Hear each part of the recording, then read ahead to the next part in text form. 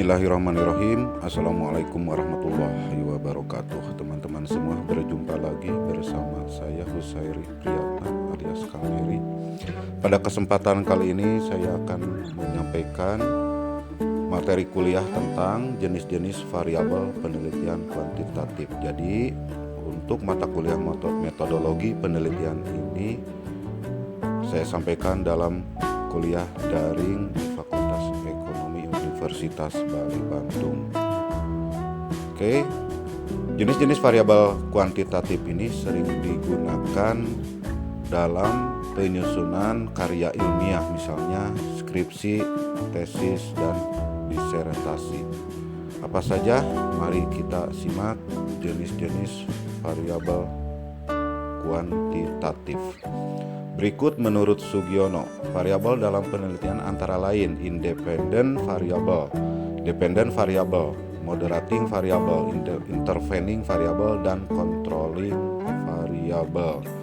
Ini kelima nama-nama variabel. Independent variable disebut juga sebagai variabel stimulus, prediktor, antecedent. Dalam bahasa Indonesia sering disebut sebagai variabel bebas.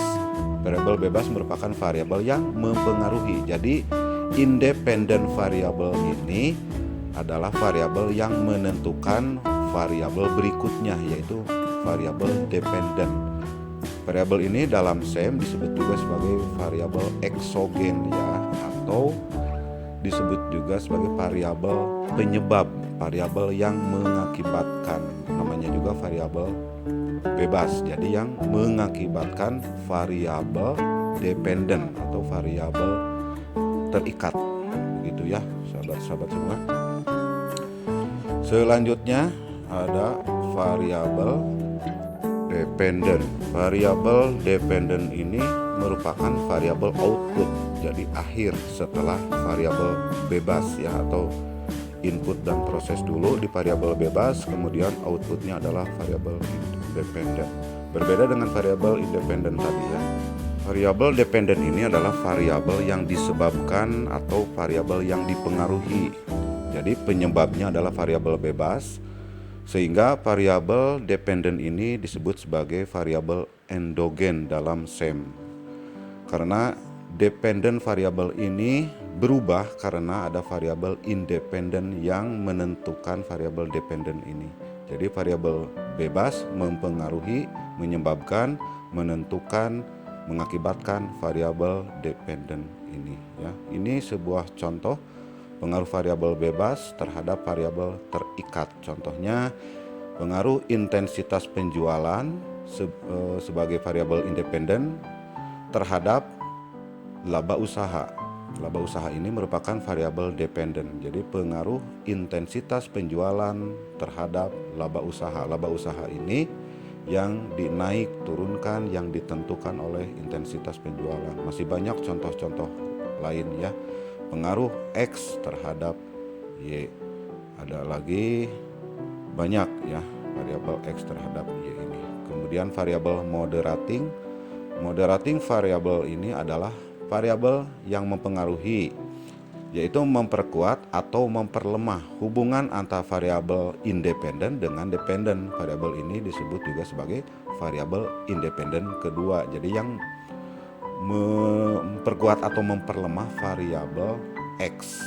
Contoh, kualitas produk dan loyalitas pelanggan akan semakin baik atau semakin kuat kalau disertai dengan kualitas pelayanan. Di sini kualitas pelayanan sebagai variabel moderator yang memperkuat atau memperlemah hubungan.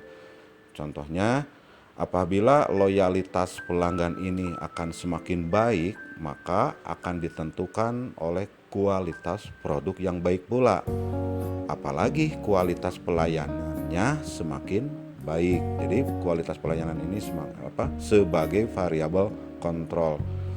Motivasi tinggi akan meningkatkan prestasi belajar yang semakin baik. Bagaimana apabila iklim belajarnya sangat baik? Jadi iklim belajar yang diciptakan guru ini semakin baik untuk mendukung motivasi para siswa untuk meningkatkan prestasi belajarnya. Itu dua contoh ya, masih banyak variabel-variabel kontrol lain yang memperkuat atau memperlemah variabel X. Jadi bagaimana kondisi X ini jika diperkuat atau diperlemah oleh variabel moderator, itu ya kawan-kawan semua. Ini sebuah contoh kualitas produk mempengaruhi variabel loyalitas pelanggan apabila kualitas pelayanannya baik. Jadi semakin baik kualitas pelayanan ini akan mendukung kualitas produk. Jika kualitas produk ini semakin baik karena didukung oleh kualitas pelayanan yang semakin baik pula. Kemudian selanjutnya variabel intervening atau variabel penyela, variabel antara. Variabel ini berada di tengah-tengah variabel bebas dan variabel terikat. Jadi variabel intervening ini berbeda dengan variabel kontrol yang tadi ya. Kalau variabel kontrol ini yang menentukan atau yang memperkuat atau memperlemah variabel X seperti ini ya. Kalau variabel intervening ini adalah variabel yang ada di tengah-tengah, namun ini penyela. Contoh ini tinggi rendahnya kinerja karyawan ditentukan oleh faktor motivasi kerjanya, tetapi motivasi kerja ini ditentukan oleh kompensasi. Misalnya pengaruh kompensasi terhadap motivasi serta dampaknya terhadap kinerja. Jadi motivasi ini berada di tengah-tengah antara variabel bebas dan variabel terikat. Kompensasi ini misalnya variabel X, motivasi variabel Y, dan kinerja variabel Z. Jadi dari kompensasi ini tidak bisa langsung ke kinerja. Tapi dalam analisisnya ini, kalau paradigma penelitiannya seperti ini, maka dari kompensasi ini harus mempengaruhi terlebih dahulu motivasinya. Kemudian dari motivasi ini bagaimana menentukan atau mempengaruhi kinerja. Selanjutnya, controlling variable atau variabel kontrol adalah variabel yang dikendalikan atau dibuat konstan, dibuat tetap, sehingga hubungan variabel independen terhadap dependen ini tidak dipengaruhi oleh faktor luar yang tidak diteliti. Variabel kontrol sering digunakan dalam penelitian bersifat membandingkan ya, atau pengujiannya, penelitiannya eksperimen. Misalnya di sini pengaruh kualitas produk terhadap kepuasan pelanggan. Variabel kontrol yang ditetapkannya sama, misalnya produk yang dipasarkannya sama, lokasi pemasaran sama, alat-alat yang digunakan sama. Ini bagaimana kepuasan pelanggannya dengan kualitas produk yang sama, misalnya gitu ya. Sebuah contoh juga ini bagaimana loyalitas pelanggan dari dua pedagang dengan kualitas produk yang sama tetapi lokasi penjualannya sama. Dua pedagang ini menjual kualitas produk dari barang yang dijualnya sama. Apakah sama tidak dari kedua toko ini memberikan atau membuat pelanggan loyal? Kemudian analisis uji yang digunakan di sini menggunakan regresi linear sederhana apabila terdapat satu variabel independen untuk regresi linear sederhana. Kemudian apabila terdapat satu variabel independen dan satu variabel intervening. Selanjutnya dengan menggunakan analisis regresi linear berganda, yaitu apabila terdapat dua variabel independen atau lebih, bisa 2, 3, 4 dan seterusnya. Kemudian apabila terdapat dua variabel independen dan satu variabel intervening atau lebih. Ini salah satu contoh. Variabel independen dan dua variabel dependen. Satu variabel independen dan dua variabel dependen. Pengaruh X terhadap Y1 dan Y2 ini menggunakan regresi linear sederhana. Karena berbeda dengan yang ini. Kalau yang ini menggunakan menggunakan regresi linear berganda.